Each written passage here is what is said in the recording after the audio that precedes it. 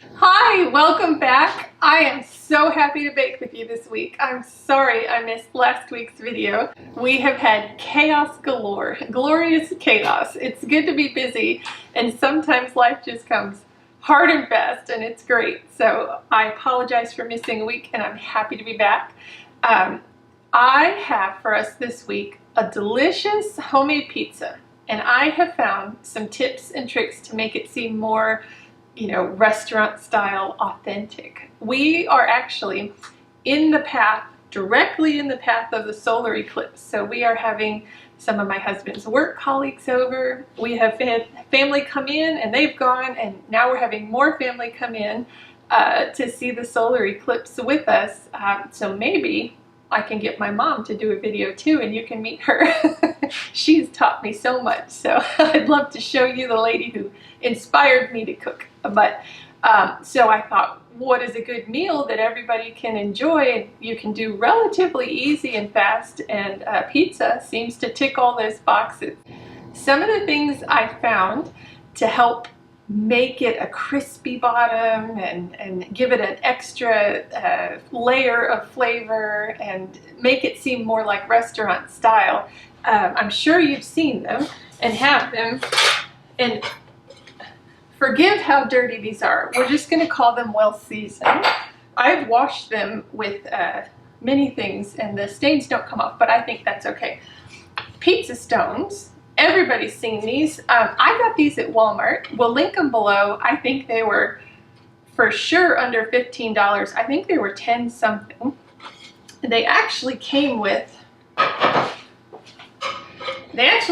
little carrying trays, which are convenient to get them in and out, but I don't use them. I just put my stone right in the oven, and I found something out because I had the worst time. I don't want to break them. I had the worst time trying to get the pizza off. So then I found out, with more research as we do, if I get cornmeal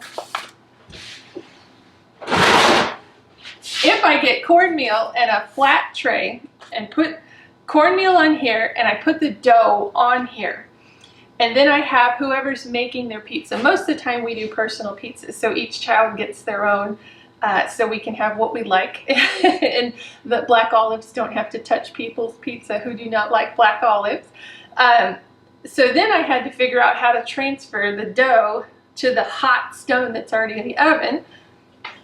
Enter, which you can also get at Walmart, a pizza peel. I don't know why it's called peel. I have not looked up the origin of the word, but this is a Blackstone one. I've never made a pizza on my Blackstone. It's probably pretty good, but this was in the clearance aisle this winter. They were getting rid of them, so that's a good time to get them. So we now have a process where we put cornmeal on the bottom, just your regular old cornmeal. Now I can make my own, but because organic products are a little bit more money and we're not really eating it as a main thing, it's just on the bottom and gets swiped off. So I just get cornmeal from the store. We put the cornmeal here. I roll out the dough, put it on the cornmeal, and then when it comes time, and I'm going to show you everything, we just swoop this underneath, and there's a good technique, and then I put it into the oven and swoop it down, and then when it comes time to get it out, you just scrape it up and pull it out. It's so much easier, and these things make the bottom of your pizza super crispy, and I don't know how, but they kind of add a little bit of flavor, and my pizza game has upped since I've got all these things, and I've watched a lot of videos and read some stuff and talked to people who made pizzas for a long time, and these are really good. So I will link everything below. They're all at Walmart, or I'm sure Target has some, or local stores, but my only thing is I wish I got bigger ones, because I think this is, well, let's be sure.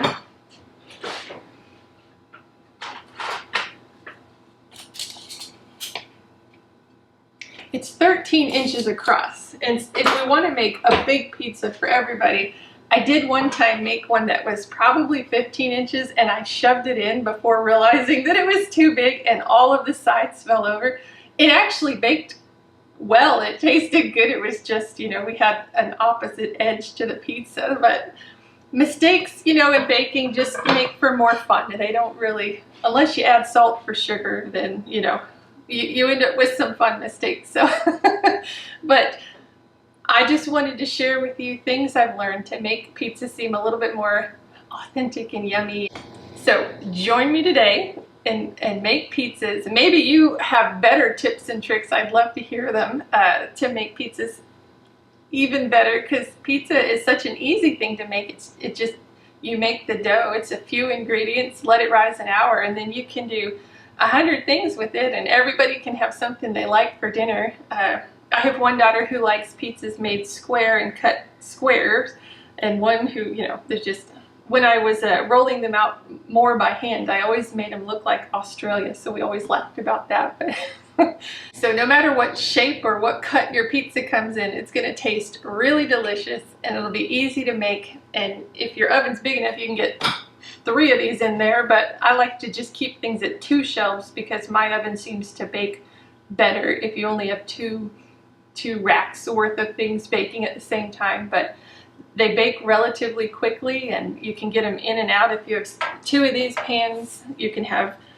2 in the oven and 2 making it, and get them in and out, and it's nice. It's a good dinner to have, and I think it'll be really good for company coming over. So we are going to make some pizzas. Okay, we don't need that much to make delicious pizza. I'm making it simple today, but I'm making it with all hard white wheat. If you happen to have kamut, if you want to make 2/3 hard white wheat and 1/3 kamut, it really adds a fun texture, because the kamut, it's not coarse. It's not coarse by any means, but it has a different texture than your regular flour, so it makes the pizza a little bit different, and actually it's really delicious. But I have one daughter who just prefers the hard white, just simple hard white wheat, not even hard red wheat, and so I'm going to make that way today because we're going to eat it for lunch. And as you know, sometimes the chef loves to be creative, but we do have to serve our family what they'll eat. So we are going to start with 2 2/3 cup hot water, about 110 degrees, right into the mixer.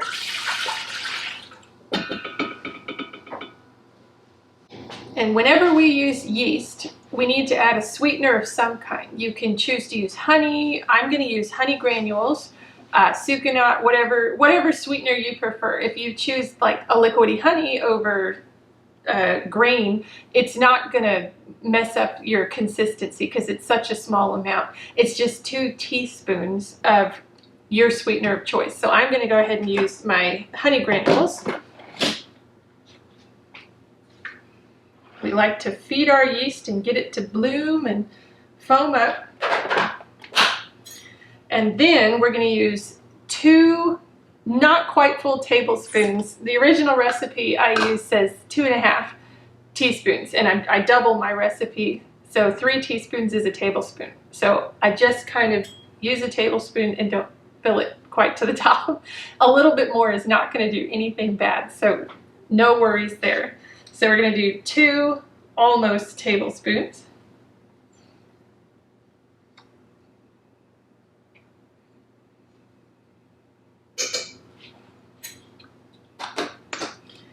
We're going to let this mix a little bit to kind of work in.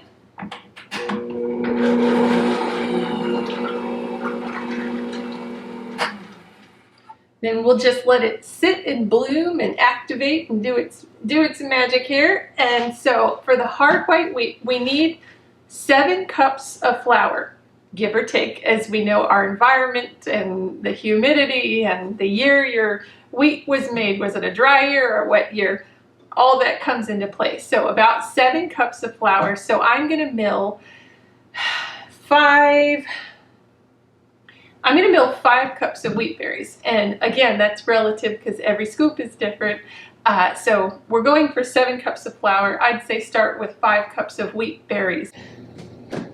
And we'll do that and let it run while our yeast is activating.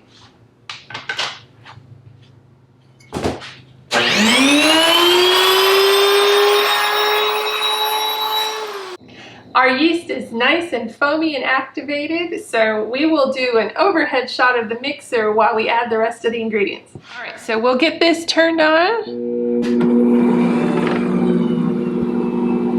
Whenever I do a single recipe for something that needs to rise, I add 2 tablespoons of lecithin. So we're doing a double recipe, so 4 tablespoons is 1/4 a cup. So I'm going to do around 1/4 a cup. You don't have to be super accurate.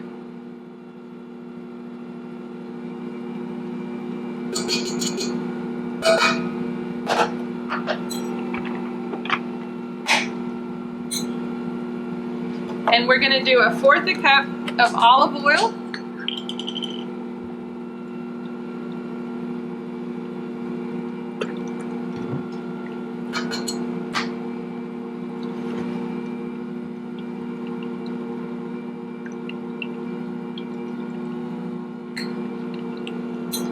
And we'll start adding the flour before we add in the salt. So we need 7 cups of flour.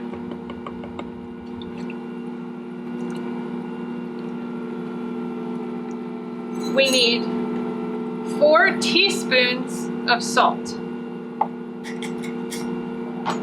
So I'm just going to do a teaspoon and a tablespoon because that's 4 teaspoons.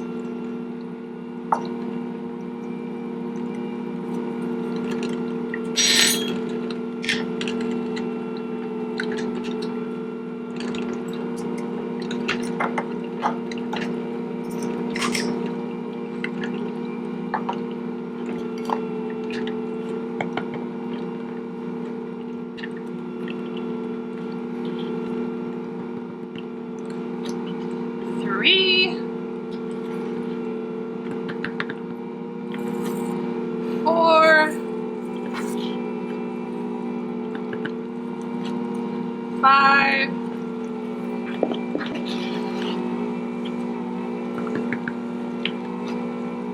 6, and I'll move this over.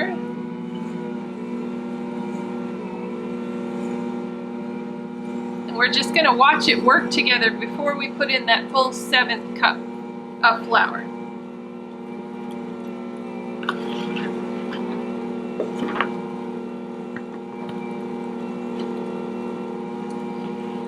So we did milled 5 cups of wheat berries, and this is how much I have left over after 7 cups. So maybe I was heavy-handed in my scooping of the wheat berries, but maybe we could try 4.5 cups wheat berries next time. But I'll always find a use for this, so it won't go to waste. So I'm going to sprinkle in a little bit at a time to see how the dough does today, if it needs more flour or less flour.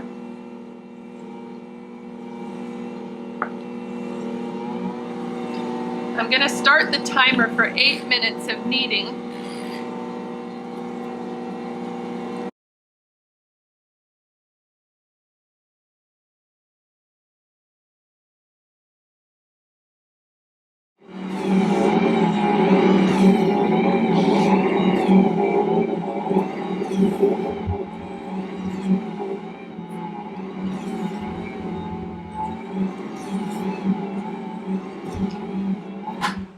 I think that's good.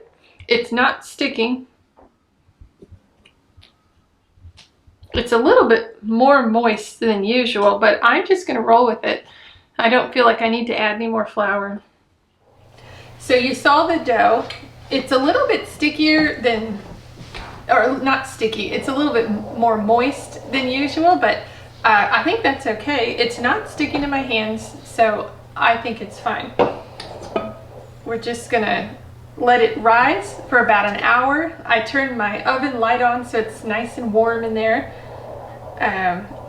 But as always, we're not worried so much about the perfect 1 hour as we are that it's doubled in size. So whatever the temperature or atmosphere of the inside of your house is, we'll look for doubled in size. But this, it's a nice dough to work with.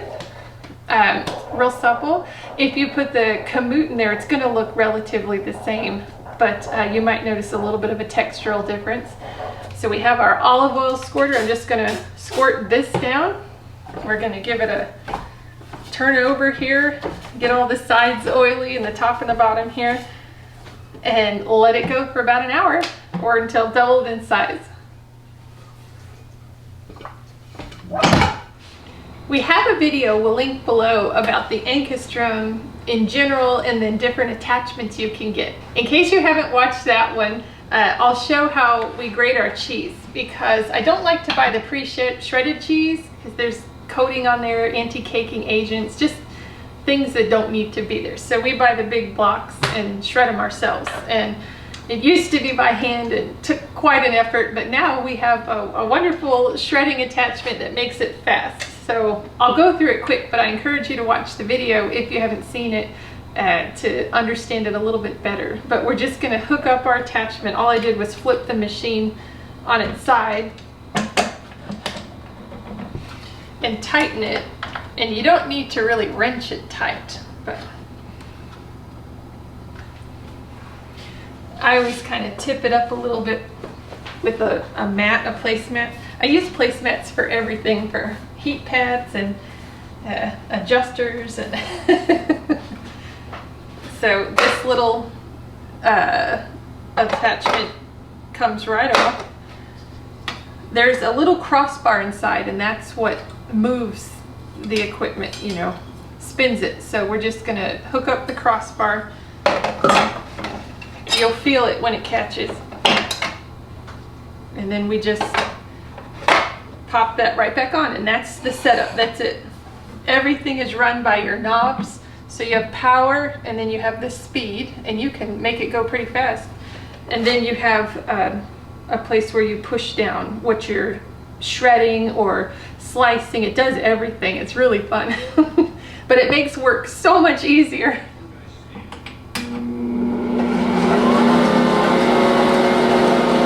And I don't push down on this just out of fear. They're kind of pricey, so I hold it up here.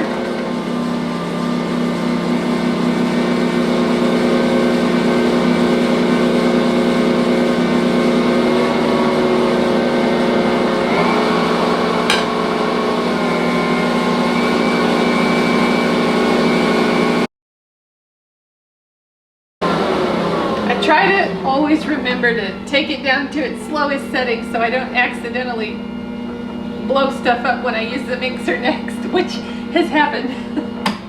Cleaning up flour that is fluffed everywhere is not fun. But this is so easy to clean. There's nothing really caught in here. You just pull this out. They're super easy to hand wash.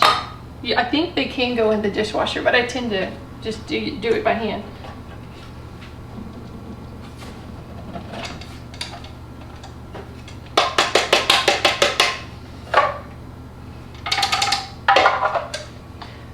And there's nothing, really, it really does come away clean, easy, as opposed to using one tool. So yeah, this is 4 parts to clean.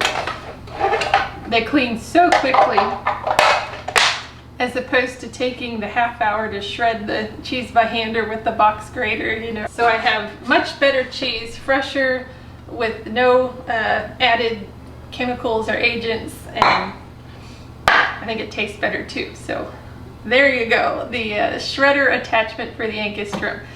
I give it my recommendation. Our dough has finished rising. It's been about an hour.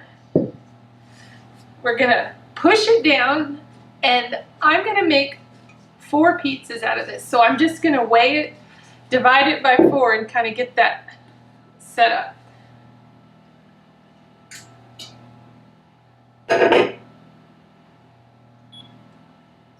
We like our pizzas a little bit thinner than your average one, so I make 4. You might make 3 larger ones, pending if you're using a smaller or larger baking stone, pizza stone, or on a tray or whatever. Use any size.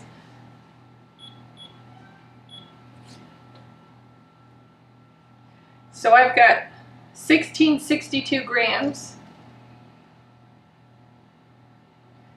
So 415. I can only bake 2 at a time, so I'm just going to kind of let these stay in here and cover them up. Now I really like this baking mat because it has the circle in diameter there. As we know, the pizza stones are 13 inches, so I can't go above that. So this has 9, 12, and 14, so I can aim for 12.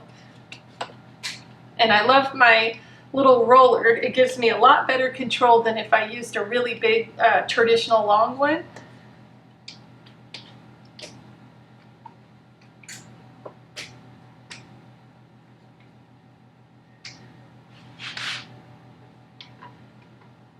So my girls wanted to help, and we got our time so massively wrong.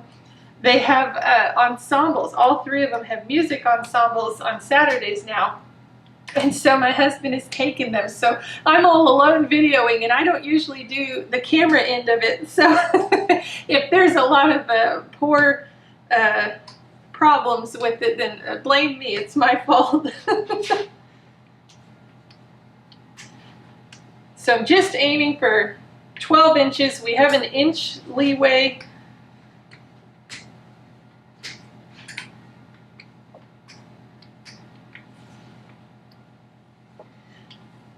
So this is about right.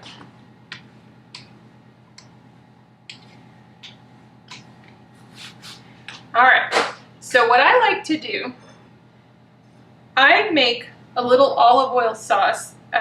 Olive oil, fresh garlic, some Italian seasoning, little salt and pepper, whatever you want to put in it. But if you put this on before you add your sauce, it's really yummy. Just a light little layer all over it, and I like to get the crust extra. Anytime you can add a little punch of flavor, I like to do that.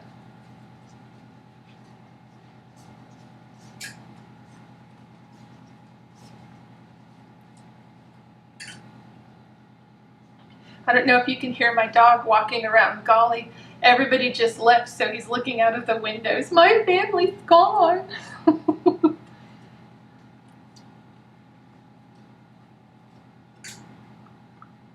So I'm really getting the crust here to get good flavor. All right. So I've been given instructions on what people want on their pizzas. But you do you. If you like just an olive oil, no red sauce, or an Alfredo pizza, whatever.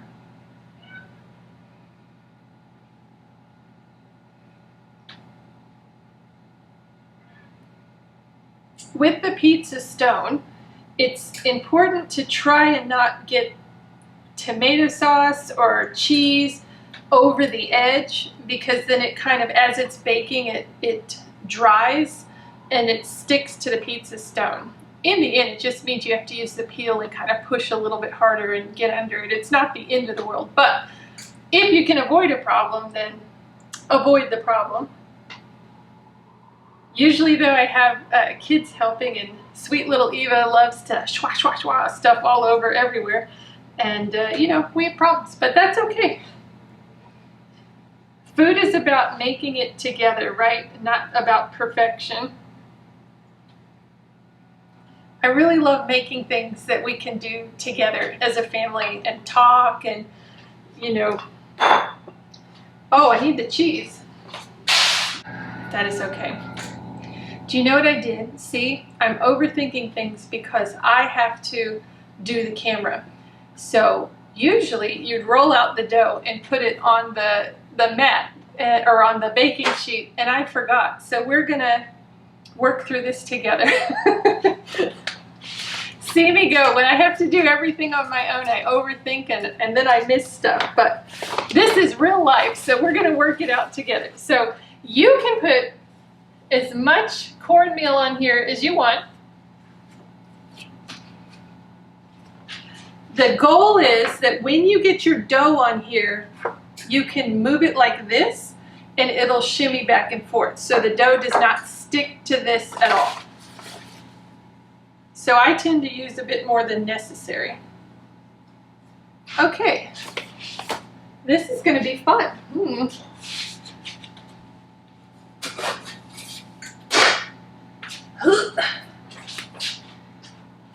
Let's see if I can do it this way. Probably not.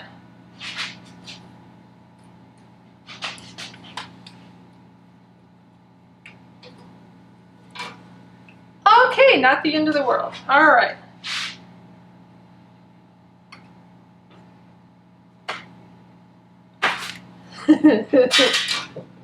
Ta-da! Okay. We did it! So I'm just going to add a little bit under some sides here as I have shifted everything. We went from a circle to an oval, but that's fine. So look, it's moving when I do that. So that means it's going to go on the peel grate, take 2. And I'm thinking, oh, I should edit this out. No, let's stick it in. We should work through problems together. Okay, cheese. Pepperoni. Okay, pizza 1, done. Now, I'll show you the correct way to do it. I think spring is just one of my favorite seasons. In Texas, it does spring right. There are flowers of every color outside. It is so gorgeous. And we have a big lawn and we haven't mowed it because even though some of them are weeds, they're still beautiful. Yellows, pinks, purples, you know, just gorgeous. So I enjoy them. But my voice is suffering because I'm allergic to probably every single one of them. Pollen gets me, but I don't care. It's worth the beauty.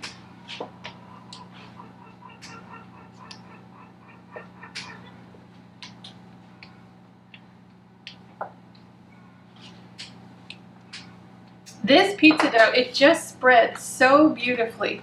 It's so nice. It's a smooth one.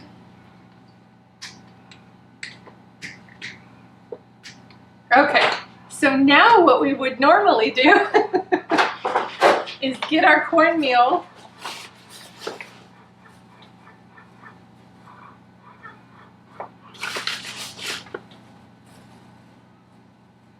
It seems excessive, but you do need a lot to make sure that it moves well. Okay, so now before you add anything to it, we'll put it on over, do the shake test. Okay, there we go. So now, my pepperoni only daughter wanted a lot of sauce. This daughter wants pepperonis and salami and a little bit of sauce. So that's what we will do today.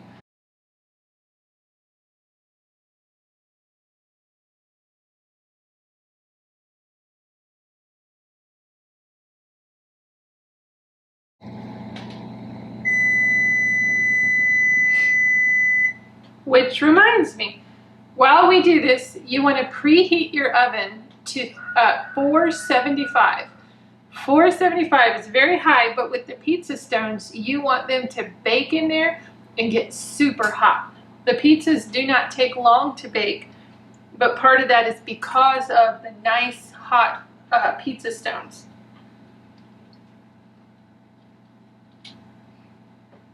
Okay. Now with the camera, I'm gonna have to move it and do stuff. I'll figure it out.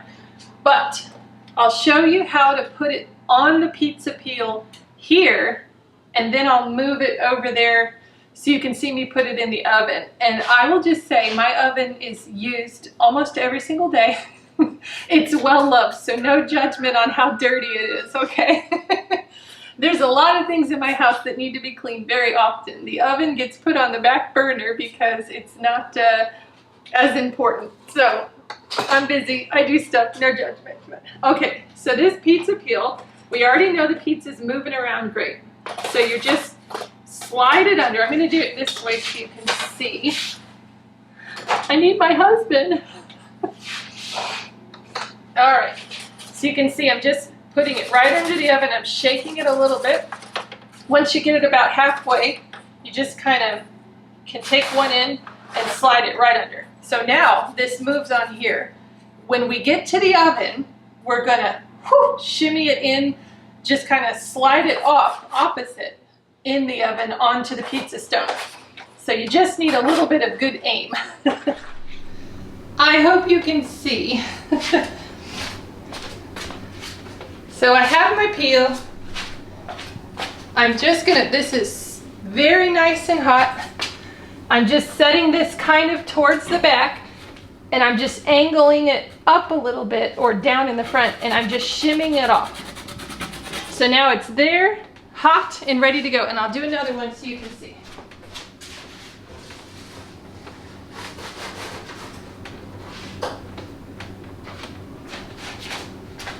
Here's the second one that I have a funny shape to.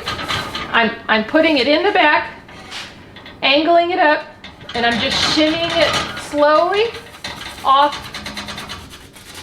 the peel and onto the stone. So now these are going to bake anywhere from 8 to 12 minutes. Okay, so I have 2 pans on top ready to take the pizza. This top one's definitely done, so I'm just going to go under the edge and just push under. And that's it. Very easy. Look how great that looks. And I slide it right on top.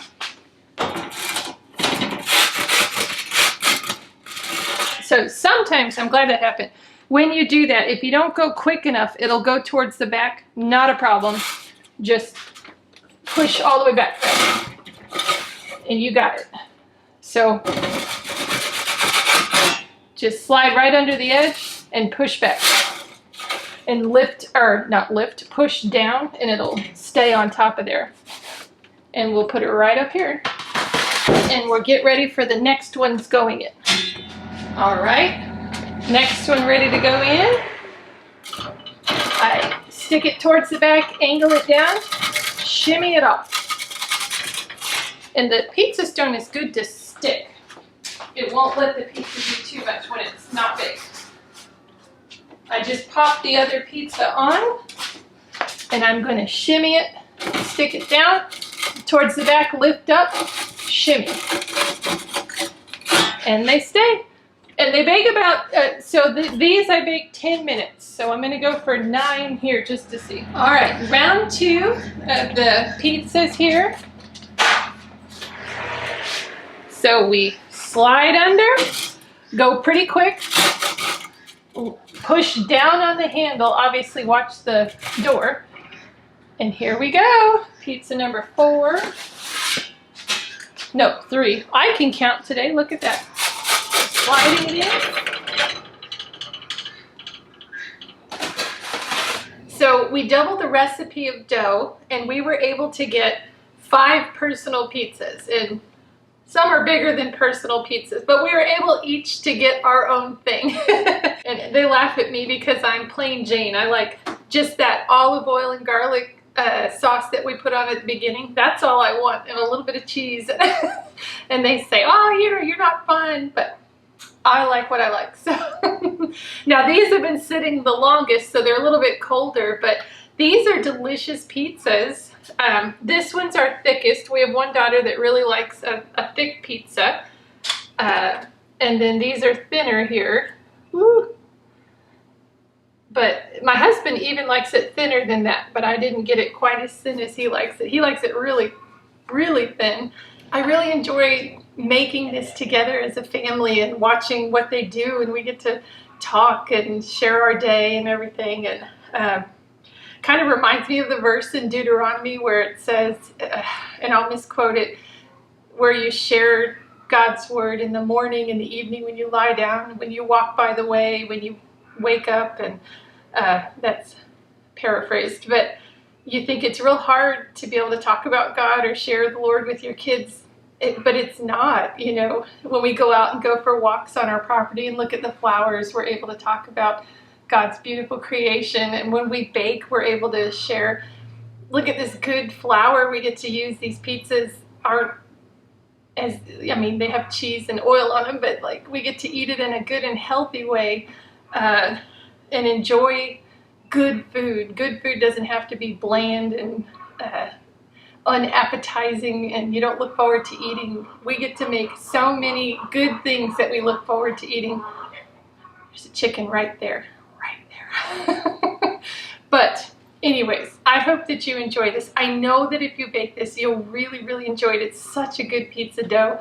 And I will link below the pizza stone and pizza peel. And I just think it makes it a better, crispier pizza. I always had problem getting it really crispy on the bottom because I would bake them in these kind of trays. And they always tasted good. It just wasn't more, you know, that next step up. So I think short of having a brick oven, or maybe there's something I can try on the black stone, but I just think they're wonderful, and I wanted to share them with you. I also, here, we've done a Pullman video. I showed how to make a Pullman loaf, and I love it. That's kind of what I'm going for now. And I found this box. I didn't make it as much because I didn't have a way to store it. And so I linked this below on that video that I had found it, but I hadn't used it yet, but that I would get one. I love it. This fits your Pullman loaf perfectly. The only thing I'll say is it boasts having this that holds the bread together, and it does at the ends. It's nice and snug in there, but when you get to the middle, it kind of doesn't hold the bread. It moves. So that little piece, but I mean, it stands up in there, it stays together, and I mean, it takes a little bit longer to get through a whole Pullman loaf, and that last piece is as fresh as the first piece. So if you were looking at that video and saw this and weren't sure if you wanted to get it, I fully recommend it. It's nice having something that fits exactly the size of your loaf, and you don't have to worry about cutting it in half and storing it some other way. So I just wanted to share that I got it and I like it. Good. And the delicious pizzas. And sorry for bad camera angles, and I'm a little bit sweaty now because I've been running back and forth trying to set up the camera. I don't think I tell my husband he does a good job enough, and that I appreciate him so much for all he does. So now y'all know I love my husband, and he is a big help. I guess you need to walk a mile in somebody else's shoes to see what they do for you, but very appreciative. So I hope that you make this. I can't wait to hear how they come out. I am praying for you. I am thankful for you. I look forward to doing these videos with you and hearing how they come out and all of your comments. And I very much appreciate you. So I hope you have a wonderful week, maybe with a day of pizza in there. I will see you next week. Oh my gracious. Those chickens are nuts.